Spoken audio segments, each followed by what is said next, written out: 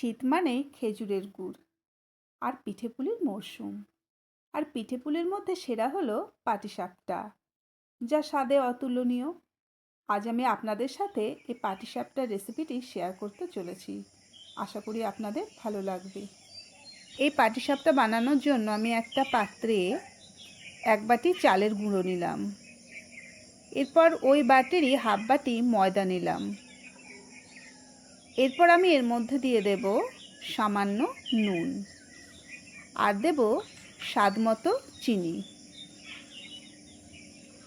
এবার এগুলোকে আমি ভালো করে মিশিয়ে নেব।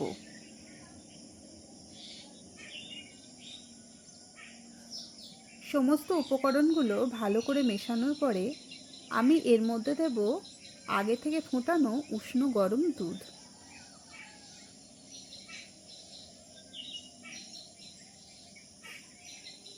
দেখুন আমি দুধটা দেব এবং একসাথে সমস্ত দুধ না দিয়ে আমি অল্প অল্প করে দুধটা মেশাবো। দেখুন প্রথমবার দুধ দেওয়ার পরে মিশ্রণটা ঠিক এরকম হয়েছে। এরপর আমি আবার দ্বিতীয়বার বাকি দুধটা এর মধ্যে দিয়ে আমি ভালো করে এটাকে মিশিয়ে নেব।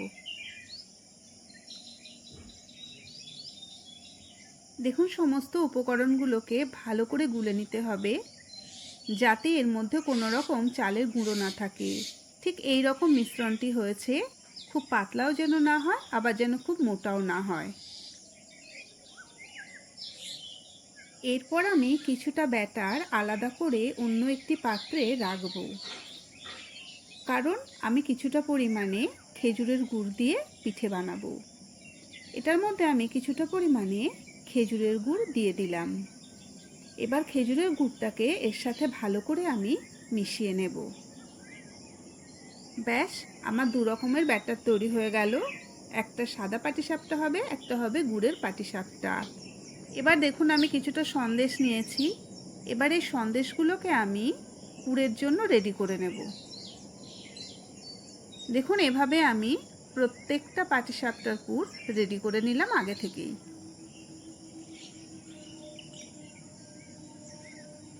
এবার একটা ননস্টিক প্যানে আমি কিছুটা পরিমাণে তেল মাখিয়ে নিলাম। আমার কাছে ব্রাশ ছিল না, তাই বেগুনের বোটা দিয়েই আমি এটা সেরে নিলাম।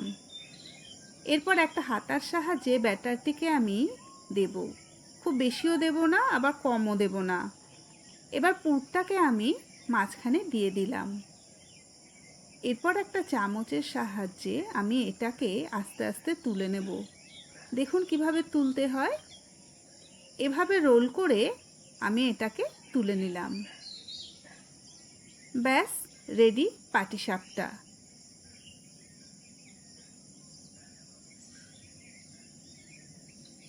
এবার আমি পিঠেটাকে একটা পাত্রে তুলে নিলাম। একইভাবে আমি বাকি পিঠেগুলোকেও তৈরি করে নেব। দেখুন একইভাবে আমি ব্যাটারটিকে দিলাম, এরপর এর মধ্যে পুর দিলাম। এবার আস্তে আস্তে আমি এটাকে তুলে নিলাম। একটা করার পর দেখুন খুব সুন্দর হয়ে গেছে এবং সহজেই এটা উঠে আসছে। আপনারা চাইলে কড়াতেও করতে পারেন, কিন্তু সেক্ষেত্রে তুলতে একটু সমস্যা হয়।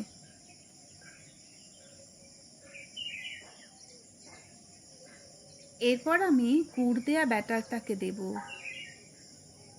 এবার আস্তে করে এটাকে একটু নাড়িয়ে নিলাম। যেই একটু শুকনো হয়ে আসবে, এবার আমি এর মধ্যে সন্দেশের পুরটাকে দেব। দিয়ে এটাকে আমি খুব সাবধানে তুলব, কারণ গুড় দেওয়া হলে তুলতে একটু সমস্যা হয়। দেখুন সুন্দর উঠে গেল। এরপর আমি একে একে সমস্ত গুড় দেয়া পিঠেগুলোকেও তৈরি করে নেব। দেখুন একইভাবে আমি পরের পিঠেটাও তৈরি করে নিলাম।